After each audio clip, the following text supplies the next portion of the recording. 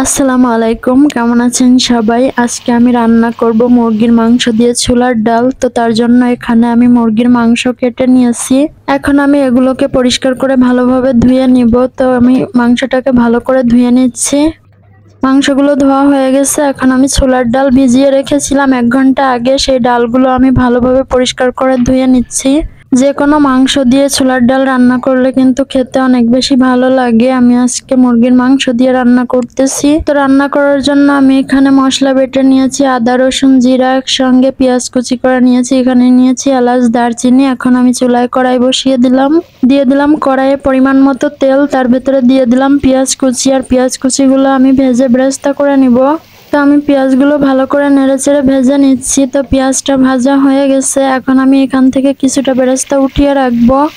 উঠিয়ে নিয়েছি। এখন আমি বাকি বেরেস্তার ভেতরে এলাচ দারচিনি দিয়ে তারপরে বাটা মশলাগুলো দিয়ে দিলাম, আদা বাটা, রসুন বাটা, জিরা বাটা। এরপরে দিয়ে দিলাম পরিমাণ মতো লবণ, গুঁড়া মরিচ, হলুদের গুঁড়া, এগুলো সবকিছু দিয়ে আমি মশলাটাকে ভালো করে কষিয়ে নিয়েছি। এখন আমি এর ভেতরে মুরগির মাংসগুলো দিয়ে ভালো করে মশলার সঙ্গে নেড়েচেড়ে মিশিয়ে কিছুক্ষণ কষিয়ে নিব। তো এভাবে নেড়েচেড়ে ভালো করে আমি মশলার সঙ্গে মিশিয়ে ঢাকনা দিয়ে ঢেকে আমি ভালো করে মাংসটাকে কষিয়ে নিয়েছি। আমার মাংসটা কষানো হয়ে গেছে, তেল ছেড়ে দিয়েছে। এখন আমি এর ভেতরে ছোলার ডালগুলো দিয়ে দিব। তো তার আগে আমি ঢাকনা খুলে একটু ভালো করে নেড়েচেড়ে নিলাম। এখন আমি এর ভেতরে ছোলার ডালগুলো দিয়ে দিলাম। আর ডালগুলো দেওয়ার পরে আমি আরো কিছুক্ষণ কষিয়ে নিব। ভিডিওটা কয়েকদিন আগে করা, আর আমি আজকে এডিট করে ভিডিওতে ভয়েস ওভার দিচ্ছি। আর আমার ভয়েস ওভার দেওয়ার কারণে ভিডিও তাড়াতাড়ি আপলোড দেওয়া হয় না।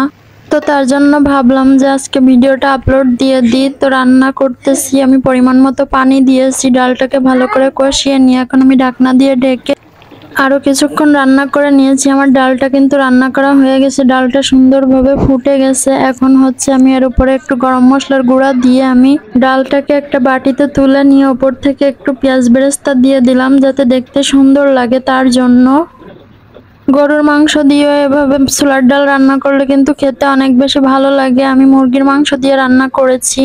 তো আমার ছোলার ডাল দিয়ে মুরগির মাংস রান্না শেষ। এখন আমি পোলাও ভাত রান্না করব। তার জন্য আমি এখানে হাঁড়িতে পরিমাণ মতো তেল দিয়ে তার ভেতরে আমি কিছুটা পেঁয়াজ ভেজে নিচ্ছি। আর পেঁয়াজ বেরেস্তা আমার তোলা আছে, তার জন্য আমি আর আলাদা করে পেঁয়াজ বেরেস্তা তুলে রাখিনি। আমি পেঁয়াজ বেরেস্তার ভেতরে এই চালটাকে ভালো করে ভেজে নিচ্ছি। আর চাল যত ভালো ভাজা হবে ভাতটা তত সুন্দর ঝরঝরে হবে। সেই সাথে পানির পরিমাপটাও ঠিক মতো দিতে হবে। আমি এখানে আধা কেজি চালে 1 লিটার পানি দিয়েছি, আর এতে করে আমার ভাতটা কিন্তু সুন্দর ঝরঝরে হবে। তো আমার কিন্তু এখানে পোলাও ভাতটাও রান্না করা হয়ে গেছে। এখন আমি এটাকে একটা গামলায় বেড়ে নিয়ে তারপরে আমি ওপর থেকে কিছুটা পেঁয়াজ বেরেস্তা দিয়ে দিয়েছি। আর পোলাও ভাতটা কিন্তু অনেক সুন্দর ঝরঝরে হয়েছে। আর এরকম পোলাও ভাত আপনাদের ভাইয়া অনেক বেশি পছন্দ করে। তো আমার রান্না পুরোপুরি কমপ্লিট। আজকের মতো ভিডিওটা এ পর্যন্তই। সবাই ভালো থাকবেন, সুস্থ থাকবেন। ভিডিওটি ভালো লাগলে লাইক কমেন্ট শেয়ার করবেন। সবাইকে আল্লাহ হাফেজ।